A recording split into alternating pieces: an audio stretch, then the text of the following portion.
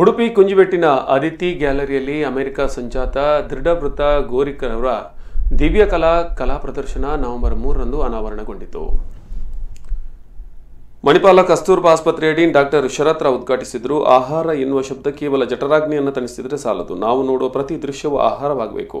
ಇದರಿಂದ ಮಾನವನ ಆಧ್ಯಾತ್ಮಿಕ ಪ್ರಗತಿಯು ಸಾಧ್ಯವಾಗುತ್ತದೆ ಎಂದರು. ಅದ್ಮಾರ್ ಮಠದ ಈಶಪ್ರಿಯ ಸ್ವಾಮೀಜಿ ತಮ್ಮ ಆಶೀರ್ವಚನದಲ್ಲಿ ಕಲೆಗಳ ಬಗ್ಗೆ ಮೆಚ್ಚುಗೆಯನ್ನ ವ್ಯಕ್ತಪಡಿಸಿದರು. ಅದಿತಿ ಗ್ಯಾಲರಿಯ ಆಡಳಿತ ವಿಶ್ವಸ್ತರಾದ ಡಾಕ್ಟರ್ ಕಿರಣ್ ಆಚಾರ್ಯ ನವೆಂಬರ್ 4, 5 ಮತ್ತು 6ರಂದು ಬೆಳಿಗ್ಗೆ 10ರಿಂದ ಸಂಜೆ 7ರವರೆಗೆ ಕಲಾ ಪ್ರದರ್ಶನ ನಡೆಯಲಿದೆ ಎಂದು ಮಾಹಿತಿ ನೀಡಿದರು. ವಿಶ್ವಸ್ತರಾದ ವಿದುಷಿ ಪ್ರತಿಮಾ ಆಚಾರ್ಯ ವಂದಿಸಿದರು. ವಿಶ್ವಸ್ತರಾದ ಆಶ್ರಮ್ ಮೋಹನ್ ಉಪಸ್ಥಿತರಿದ್ದರು.